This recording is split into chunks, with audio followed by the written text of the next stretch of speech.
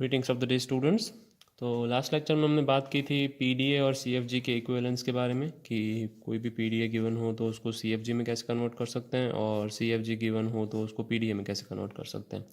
ठीक है, तो इसके इक्विवेलेंस के बाद I wanted to discuss about couple of important topics. दो इंपॉर्टेंट टॉपिक्स डिस्कस करने थे और उससे पहले एक छोटा सा टॉपिक है कि रेगुलर लैंग्वेज और डीपीडीए के बारे में। फाइन, ये डिस्कस कर लेते हैं। This is a very small topic. तो मैं यहाँ पे प्रूव क्या करना चाहता हूँ या फिर what I want to discuss is कि जब भी हम रेगुलर लैंग्वेज के बारे में बात करते हैं तब we will be talking about deterministic PDA. DPDA हमें पता है क्या होता है। डिटर्मिनिस्टिक पीडीए कि जहाँ पे सिर्फ एक ही मूव पॉसिबल है, यानी deterministic push down automata. If you don't know yet कि डीपीडीए क्या होता है, डिटर्मिनिस्टिक पुश डाउन ऑटोमेटा। ठीक है, डिटर्मिनिस्टिक पुश डाउन ऑटोमेटा हम पहले वाले लेक्चर्स में डिस्कस कर चुके हैं। ठीक है, तो जब भी हम रेगुलर लैंग्वेज की बात कर रहे होंगे तब हम डीपीडीए का जिक्र करेंगे, और जब हम सीएफजी के बारे में बात करें यानी कॉन्टेक्स्ट फ्री लैंग्वेज के बारे में तब हम सिर्फ पीडीए के बारे में बात करेंगे, यानी पुश डाउन ऑटोमेटा। सिर्फ पीडीए क्रिएट करना डिफरेंट चीज़ है। ठीक है, जब भी हम सिर्फ पीडीए के बारे में बात करते हैं तब हम दो चीज़ों से अपनी लैंग्वेज एक्सेप्ट करते हैं। कैसे लैंग्वेज एक्सेप्ट करते हैं? एक तो by empty stack. Empty stack से हम एक्सेप्टेंस लेते हैं, या फिर हम क्या करते हैं, फाइनल स्टेट से एक्सेप्टेंस लेते हैं। ओके, जब भी हम पीडीए के बारे में बात करते हैं तब।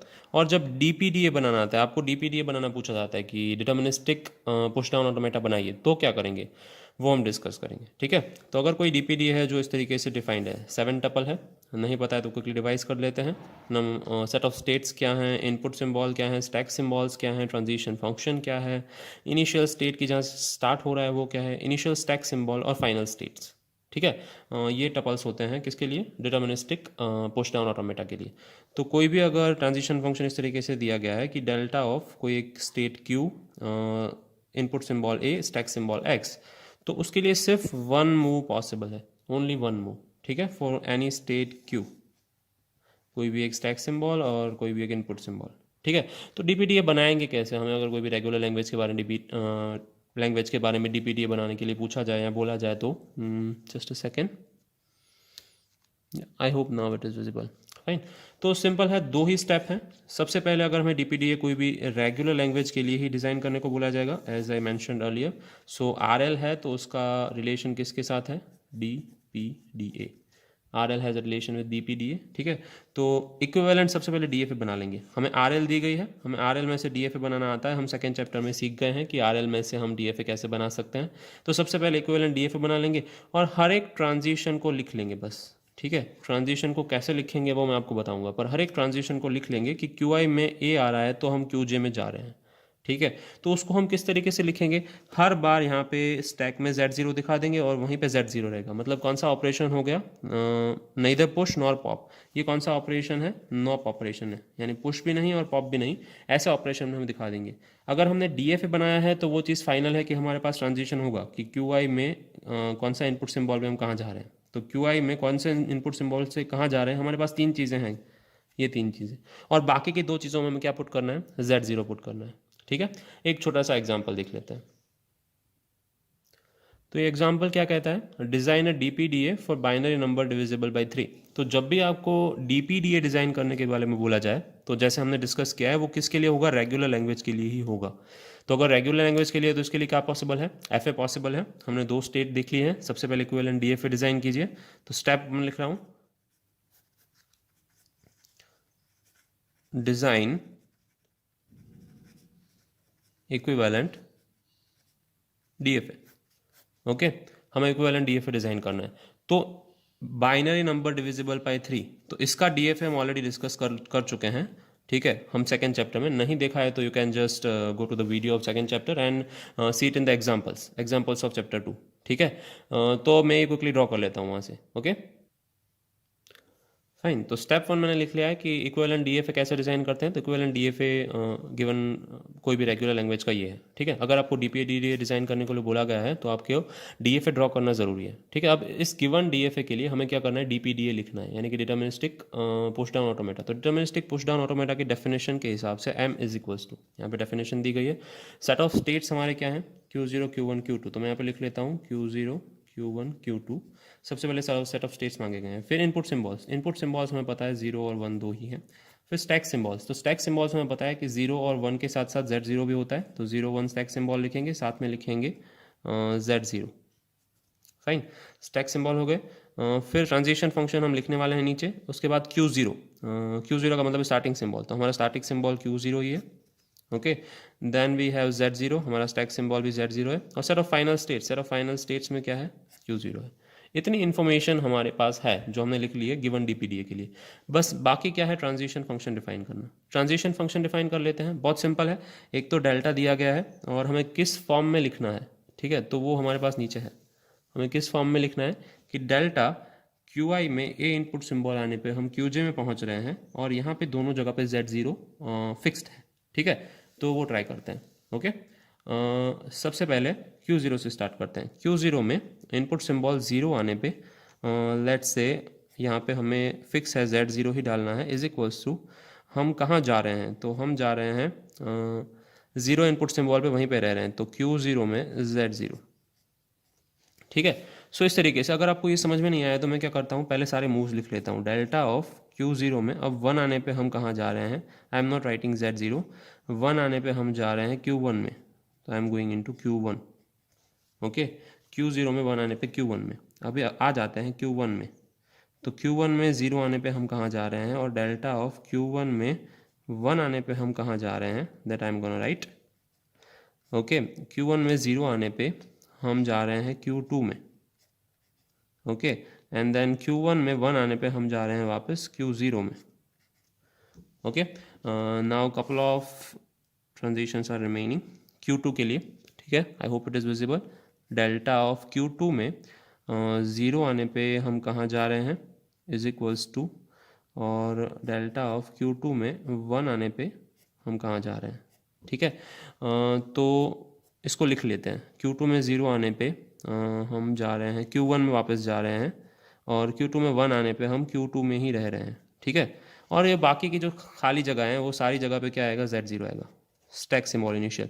हमें कुछ भी मूव नहीं करना है, तो हमने बेसिकली क्या किया है, यहाँ पे हमने जो DFA है उसी के ट्रांजिशन लिखे हैं विथ Z0, जिसको हम DPDA कह रहे हैं, ठीक है। तो कोई भी अगर आपको रेगुलर लैंग्वेज के लिए DPDA पूछा जाए तो इस तरीके से दिखाएंगे, सिर्फ आपको DFA के स्टेप्स ही दिखाने हैं, और बाकी आपको सिर्फ M लिखना आना चाहिए, मशीन के 7 टपल्स आपको याद होने चाहिए, जो कि आप डेफिनेशन में वैसे पे लिखने वाले हैं। ओके, तो ये था हमारा सिंपल सा एग्जांपल, किसके लिए, अगर आपको रेगुलर लैंग्वेज दी गई है या फिर DPDA पूछा गया कोई भी रेगुलर लैंग्वेज के लिए, तो आप क्या करेंगे, सिंपली आपको उसके लिए DFA ड्रॉ करना आना चाहिए। ओके, मूविंग फॉरवर्ड, तो हमारा नेक्स्ट टॉपिक है जो कि इंपॉर्टेंट है, कि पंपिंग लेमा फॉर CFG, यानी कि हम ऑलरेडी पंपिंग लेमा पढ़ चुके हैं, किसके लिए, रेगुलर लैंग्वेजेस के लिए पढ़ चुके हैं। फाइन, तो पंपिंग लेमा यूज़ क्या होता है, यूज़ क्यों होता है, something is not there, not prove करने के लिए यूज़ होता है कि something is not a context free या something is not a regular language, उसके लिए हम पंपिंग लेमा यूज़ करते हैं। तो CFG के लिए पंपिंग लेमा क्यों यूज़ होगा, कि कोई भी लैंग्वेज है वो CFG नहीं है, यानी कि नॉट CFG, ये चीज़ प्रूव करने के लिए पंपिंग लेमा यूज़ होगा, ठीक है। कि कोई भी लैंग्वेज है वो कॉन्टेक्स्ट फ्री लैंग्वेज नहीं है, या फिर कॉन्टेक्स्ट फ्री ग्रामर नहीं है, ठीक है, उसके लिए हम क्या यूज़ करेंगे, पंपिंग लेमा यूज़ करेंगे। वहाँ पे भी कंडीशंस थे, यहाँ पे भी कुछ कंडीशन है, थोड़ी अपडेटेड कंडीशंस हैं, तो क्विकली देख लेते हैं। जनरली आपको अगर कॉन्टेक्स्ट फ्री लैंग्वेज के लिए पंपिंग लेमा पूछा जाएगा तो थियोरेटिकल पॉइंट ऑफ व्यू से पूछा जाएगा, तो आपको करना क्या है, बस जो हम थियोरेटिकली डिस्कस कर रहे हैं, कुछ कंडीशंस हैं उसके लिए, या कौन सी कंडीशन किस तरीके से लिखी जाती हैं वो दे देंगे, और एक सिंपल सा एग्जांपल जो हम नीचे डिस्कस करने वाले हैं, ठीक है। So that's it for pumping lemma in CFG। Right, तो बेसिकली है क्या, अगर G एक कॉन्टेक्स्ट फ्री ग्रामर है, कि कॉन्टेक्स्ट फ्री ग्रामर या कॉन्टेक्स्ट फ्री लैंग्वेज है, तो एक कॉन्स्टेंट है N, ऐसा एक कॉन्स्टेंट है N which belongs to natural language N numbers, या नेचुरल नंबर्स को बिलोंग करता है, कि उसकी एक स्ट्रिंग है W that belongs to language of that grammar, उस ग्रामर में वो बिलोंग करती है W स्ट्रिंग, ठीक है, और उसकी साइज़ है वो N से ज़्यादा है ऑब्वियसली। फाइन, तो ये सारी कंडीशंस है जो मैं अंडरलाइन कर रहा हूँ, ये ध्यान से देखेंगे, ठीक है। और it can be rewritten as W is equals to UVXYZ। Okay, यहाँ पे 5 पार्ट्स बनाए हैं स्ट्रिंग के, वहाँ पे जो हम डिस्कस कर रहे थे रेगुलर लैंग्वेज में, वहाँ पे 3 पार्ट्स थे, W is equals to XYZ। Okay, तो और हम I को यहाँ पे रख रहे थे, यानी कि Y को पंप कर रहे थे। पंपिंग लेमा का मतलब है पंप सम वेरिएबल्स, और यहाँ पे भी कुछ हम पंप वेरिएबल्स करने वाले हैं, तो वो वेरिएबल्स कौन से हैं, V और Y अगेन, ठीक है, इन दो वेरिएबल को हम पंप करेंगे, इन दो वेरिएबल को हम रिपीट करते जाएंगे, ठीक है, subject to the following conditions. वहाँ पे भी कंडीशंस थी, यहाँ पे भी कंडीशंस है। कंडीशंस देख लेते हैं, दोनों कंडीशन सिमिलर होंगी विथ सम चेंजेस, ठीक है। वहाँ पे y should be less than और इक्वल टू n था, यहाँ पे क्या है v x y जो तीन वेरिएबल हैं शुड बी लेस देन और equal to n, okay. The middle portion is should be less than n, यहाँ ये मिडल पोर्शन है, u है और z है और बीच में मिडल पोर्शन है, ठीक है। और वी वाई है जो हमारे पंपिंग वेरिएबल्स हैं वो कभी भी नल नहीं होने चाहिए, ठीक है, will be always be pump and should not be null. तो सारे i greater than equal to 0 के लिए u v i x y i z जो हम पहले लिख रहे थे, क्या लिख रहे थे, x y i z लिख रहे थे सिर्फ, वो l में है, ठीक है। The true string v and y can be pumped 0 और मोर टाइम्स। तो अगर वो 0 और मोर टाइम्स पंप कर रहे हैं तो सारी कंडीशंस के लिए language should be CFL, okay. जो हमारी लैंग्वेज है, लैंग्वेज शुड बी CFL और CFG। कॉन्टेक्स्ट फ्री लैंग्वेज होनी चाहिए या कॉन्टेक्स्ट फ्री ग्रामर होना चाहिए, ठीक है। तो एग्जाम्पल देख लेते हैं, एक छोटा सा एग्जाम्पल है। एग्जाम्पल क्या कहता है हमारा कि a raise to p, language कौन सी है, a raise to p, p is a prime number, यानी a उतने ही टाइम अपीयर होना चाहिए जितने प्राइम नंबर्स हैं। तो प्राइम नंबर्स कौन से हैं, prime numbers is equals to, अगर सेट बनाएं तो अगर 1 को न्यूट्रल नंबर गिनते हैं तो 3 से स्टार्ट होता है, 2 से, sorry 2, 3, 4, 5, 7, okay. 9 is not a prime number, 11, 13 is a prime number, 17 and so on, ठीक है। ये सारे प्राइम नंबर्स हैं, यानी ए का अपीयरेंस कितने टाइम हो सकता है, यहाँ पे जो सेट में नंबर्स दिए गए हैं उतने ही टाइम ए अपीयर हो सकता है, फाइन। तो स्टेप 1 से स्टार्ट किया है, assume L is a CFL। जैसे मैं लिखता हूँ assume L is a CFL, उसका सिंपल मीनिंग ये होता है कि हम कैसे जा रहे हैं, यहाँ पे प्रूफ बाय कॉन्ट्राडिक्शन से जा रहे हैं, ठीक है। और हमें पता है कि हम जो स्ट्रिंग की बात कर रहे हैं यहाँ पे w is equals to u v x y z, ये स्ट्रिंग हम अपने हिसाब से चूज कर सकते हैं, और जो भी स्ट्रिंग हम चूज करते हैं उन सब के लिए वो कॉन्टेक्स्ट फ्री लैंग्वेज होनी चाहिए। अगर कोई भी एक के लिए वो कॉन्टेक्स्ट फ्री लैंग्वेज नहीं है तो क्या हो जाएगा, प्रूव हो जाएगा कि गिवन जो लैंग्वेज है वो कॉन्टेक्स्ट फ्री लैंग्वेज नहीं है, तो कॉन्टेक्स्ट फ्री ग्रामर नहीं है, उसके लिए कॉन्टेक्स्ट फ्री ग्रामर नहीं बनाया जा सकता, ठीक है। तो हम क्या बात कर रहे थे कि w is equals to U V X Y Z है, तो हमें ऐसे U V X Y Z variable चुनने हैं जिससे कि हम प्रूव कर सके कि is not a context free language. हम ऑलरेडी अज्यूम कर चुके हैं कि वो कॉन्टेक्स्ट फ्री लैंग्वेज है, तो हम क्या करते हैं कि लेट्स से u x और z, u x और z इनकी जो लेंथ है वो q जितनी है, कोई एक वेरिएबल q है, and q is less than और इक्वल टू n है, ठीक है। और दूसरी बात कि v रेस टू p है, इसका मतलब है v की लेंथ कितनी है, सॉरी q है, माई मिस्टेक, अगेन v की लेंथ कितनी है, q है, और y रेस टू q है, तो हम क्या कह सकते हैं कि y की लेंथ कितनी है, q जितनी है, फाइन। तो ये हमारे कुछ अजम्पशंस हैं यहाँ पे। इन सेट ऑफ अजम्पशंस को लेके हम अगर लिखते हैं कि ओमेगा डैश, अगर ये ओमेगा है और ये जो हम बात कर रहे हैं ओमेगा डैश है, जो मैंने यहाँ पे ब्रैकेट्स में लिखा हुआ है, तो ओमेगा डैश की लेंथ क्या हो जाएगी, u की length, v raise to q की लेंथ, x की length, then y raise to q की length, and then we have z, fine, इसकी लेंथ। पर हमें इसमें से कुछ चीज़ों की लेंथ पता है, किसकी लेंथ पता है, एक तो v की लेंथ और y की लेंथ, इन दोनों की लेंथ q है, ठीक है। तो हम इसको किस तरीके से लिख सकते हैं, is equals to u x z की लेंथ प्लस किसकी length, v raise to q और y रेस टू q की लेंथ, ठीक है। और यहाँ पे ध्यान देंगे कि v रेस टू q की लेंथ कितनी होगी, length of v raise to q is equals to q into v की लेंथ, हम v कुछ भी चूज कर सकते हैं, ठीक है, तो वो यहाँ पे ऐड कर देता हूँ, और हम y भी कुछ भी चूज कर सकते हैं, ठीक है। तो आगे बढ़ते हैं, इसकी लेंथ है q प्लस इसकी लेंथ है q into mod v plus q into mode y। अब इन तीनों में से कुछ चीज़ें कॉमन निकल रही है, क्या कॉमन निकल रहा है हमें पता है, हम q कॉमन निकाल लेंगे। अगर q कॉमन निकालते हैं तो हम लिख सकते हैं q plus q into mod v plus mod y, okay. और I hope it is visible, या अगर फर्दर सिंप्लीफिकेशन दे दें तो इसमें से q कॉमन निकलेगा, 1 plus then we have mod v plus mod y। पर हम ध्यान से देखेंगे कि इसके दो फैक्टर हैं, एक तो ये फैक्टर है और एक ये फैक्टर है। अगर ये चीज़ प्राइम नंबर होती, यानी कि अगर w डैश की लेंथ प्राइम होती तो उसमें फैक्टर नहीं होते, पर यहाँ पे इस स्ट्रिंग में दो फैक्टर है, एक तो q फैक्टर है और दूसरा फैक्टर कौन सा है, 1 plus mod V plus mod Y जो भी आता है, ये दो फैक्टर हैं। पर कोई भी स्ट्रिंग है उसको दो फैक्टर नहीं हो सकते अगर उसकी लेंथ प्राइम है, ठीक है। तो उसकी लेंथ के यहाँ पे दो फैक्टर पड़ गए हैं, इसीलिए hence we can say hence using contradiction,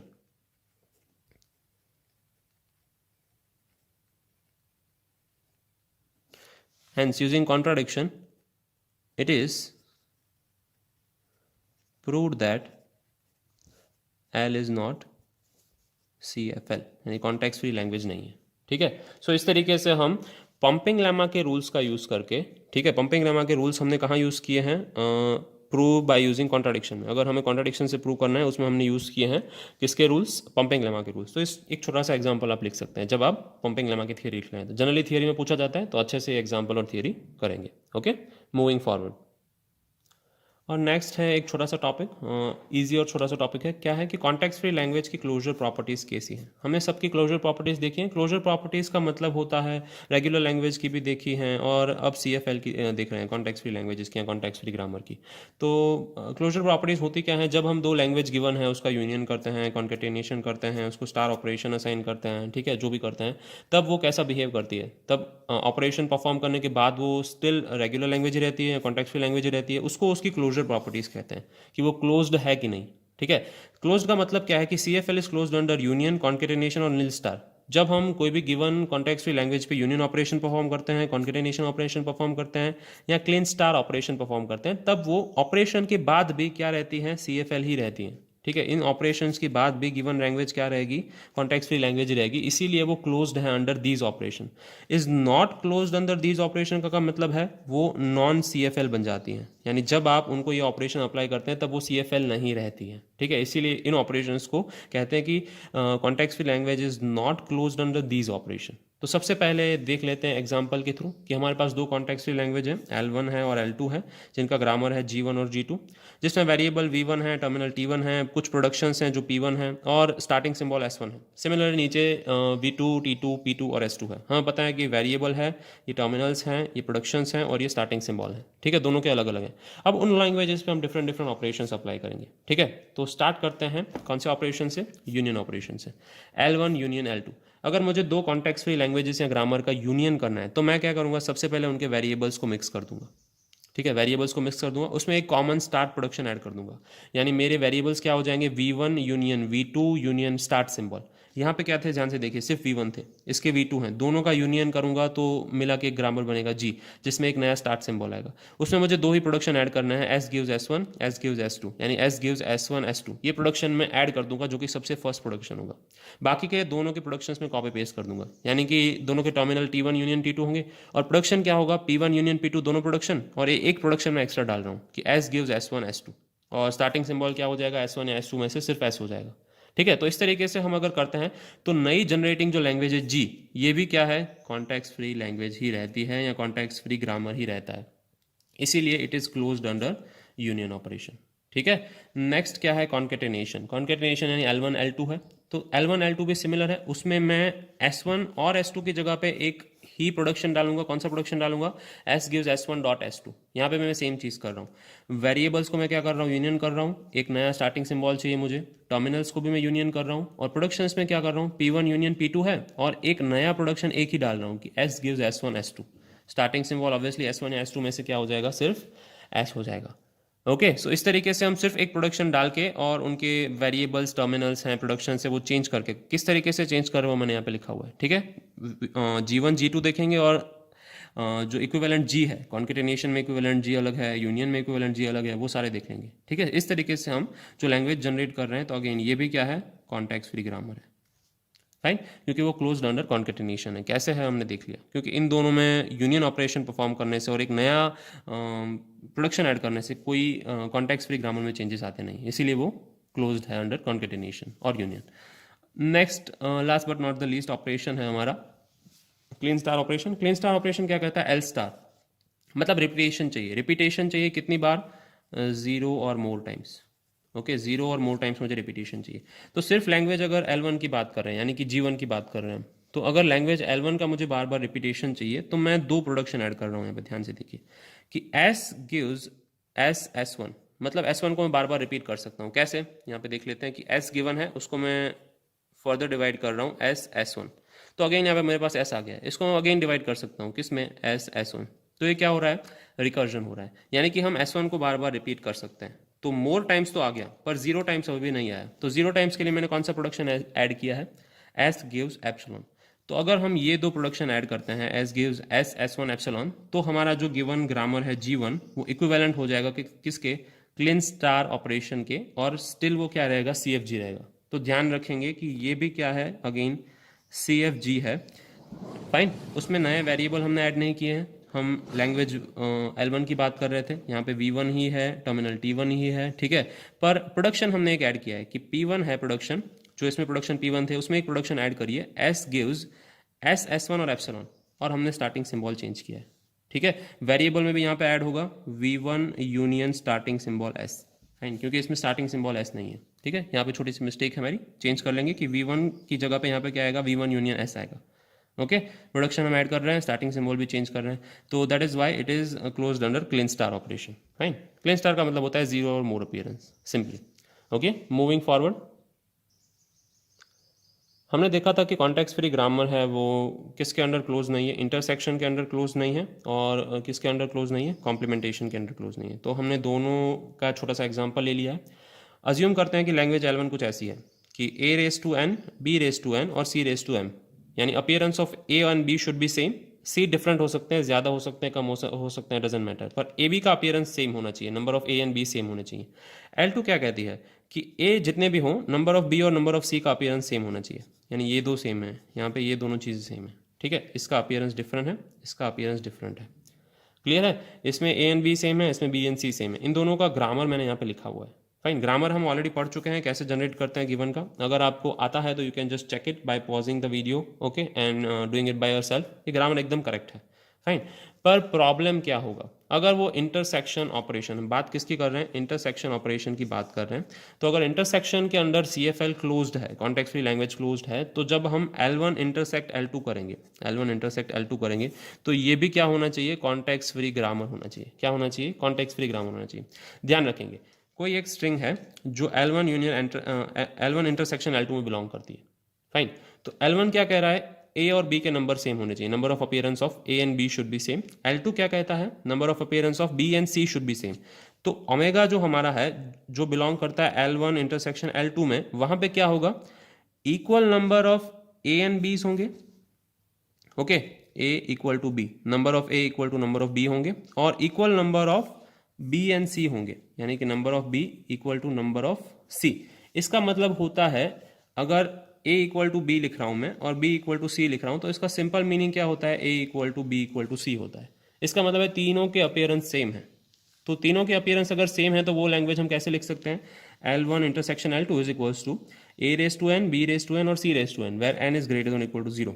पर ध्यान रखेंगे कि ये जो लैंग्वेज है वो पंपिंग लेमा से हम प्रूव कर सकते हैं, इसको होमवर्क समझेंगे या एक्सरसाइज समझेंगे, आप इसको प्रूव करने की ट्राई करेंगे पंपिंग लेमा से, ठीक है, कि it is not a CFG, okay, it is not a context free language. कौन सी कॉन्टेक्स्ट फ्री लैंग्वेज नहीं है, A raise to N, B raise to N और C रेस टू N, हम ये प्रूव कर सकते हैं पंपिंग लेमा से। तो पंपिंग लेमा से प्रूव करने की ट्राई करेंगे, एक छोटा सा एक्सरसाइज भी हो जाएगा, ठीक है। और ये CFG नहीं है, मतलब जो हमारा L1 इंटरसेक्शन L2 गेन कर रहे हैं वो CFG होना चाहिए था, पर वो CFG है नहीं। अगर CFG नहीं है तो इसका मतलब क्या हो गया, इट इज़ नॉट क्लोज्ड। ध्यान रखेंगे, it is not closed under which operation, intersection operation, clear है।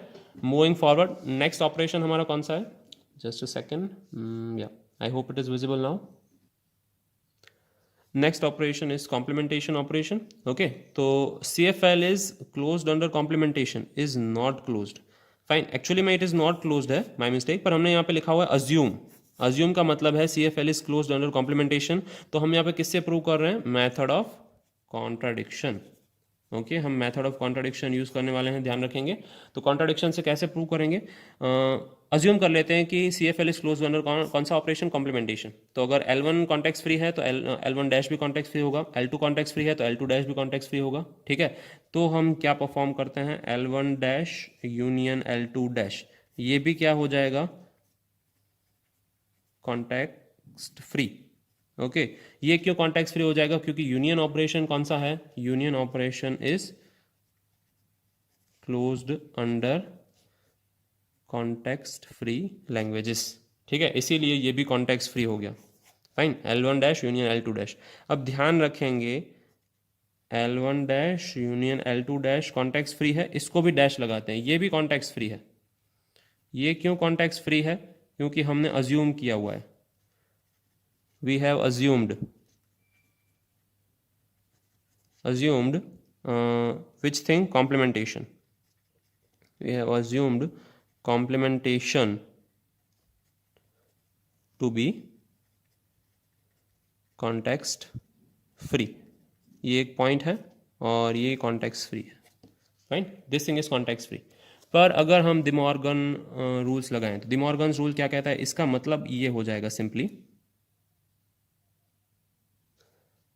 इसमें से हम डिराइव कर सकते हैं L1 इंटरसेक्शन L2। फाइन, ये भी कॉन्टेक्स्ट फ्री है, इसमें से हमने ये डिराइव किया और इसमें से हमने ये डिराइव किया, ठीक है। तो ये भी चीज़ क्या होनी चाहिए? This should be context free, this should be context free. But जो कॉन्टेक्स्ट फ्री लैंग्वेजेस होती हैं, जस्ट अ सेकेंड, या बट कॉन्टेक्स्ट फ्री लैंग्वेजेस होती हैं वो ये क्लोज्ड नहीं है, but not closed under intersection. Okay, intersection के अंडर क्लोज नहीं है। That is why proved using hence proved, यहाँ पे सिर्फ मैं हैंस प्रूव्ड लिख रहा हूँ, आप पूरा सेंटेंस लिखेंगे हैंस प्रूव्ड यूजिंग कॉन्ट्राडिक्शन। हमने प्रूव कर दिया है but using contradiction that CFL is not close under which thing? Concatenation या कॉम्प्लीमेंटेशन, सॉरी कॉन्केटेनेशन नहीं बोलेंगे, कॉम्प्लीमेंटेशन। कॉन्केटेनेशन के अंडर तो क्लोज है, CFL is not close under complementation. Quickly revise कर लेते हैं कि L1 है अगर कॉन्टेक्स्ट फ्री है तो L1 डैश कॉन्टेक्स्ट फ्री है, अज्यूम किया हुआ है हमने। L2 कॉन्टेक्स्ट फ्री है तो L2 डैश भी कॉन्टेक्स्ट फ्री है। तो L1 dash union L2 dash context free है, क्यों? क्योंकि वो क्लोज अंडर यूनियन है, ठीक है। यूनियन तो कॉन्टेक्स्ट फ्री होता ही है, ओके। यूनियन तो क्लोज होता ही है, मतलब दोनों लैंग्वेजेस कॉन्टेक्स्ट फ्री रहेंगी। वापस से कॉम्प्लीमेंटेशन लगाते हैं तो भी कॉन्टेक्स्ट फ्री रहेगी क्योंकि हमने अज्यूम किया हुआ है। अब तीनों का मिला के क्या हो जाएगा? De Morgan रूल से L1 इंटरसेक्शन L2 हो जाएगा, जो कि कॉन्टेक्स्ट फ्री नहीं है, ठीक है। अगर L1 intersection L2 context free नहीं है तो हमने जो पहले ही अज्यूम किया हुआ था वो गलत है। Hence proved using contradiction that given language is not closed under complementation, okay. आगे बढ़ते हैं, बात करेंगे कॉन्टेक्स्ट फ्री लैंग्वेज और रेगुलर लैंग्वेज की। एक छोटा सा थियरी पार्ट है, fine. It is not ask in deep, but अगर कॉन्टेक्स्ट फ्री लैंग्वेज और रेगुलर लैंग्वेज को हम इंटरसेक्ट करते हैं तो हमें ऑलवेज क्या मिलेगी? कॉन्टेक्स्ट फ्री लैंग्वेज मिलेगी, फाइन। इसीलिए कॉन्टेक्स्ट फ्री लैंग्वेज क्लोज नहीं है किसके अंडर? इंटरसेक्शन के अंदर। पर याद रखेंगे कॉन्टेक्स्ट फ्री लैंग्वेज और रेगुलर लैंग्वेज का हम इंटरसेक्शन करते हैं तो हमें ऑलवेज क्या मिलेगा? कॉन्टेक्स्ट फ्री लैंग्वेज मिलेगा, ओके। और कॉन्टेक्स्ट फ्री लैंग्वेज क्या है? रिवर्सल पे क्या है? क्लोज्ड है। यानी अगर कॉन्टेक्स्ट फ्री लैंग्वेज को हम रिवर्सल ऑपरेशन अप्लाई करते हैं तो वो स्टिल कॉन्टेक्स्ट फ्री लैंग्वेज ही रहती है, ठीक है। कैसे रहती है देख लेते हैं।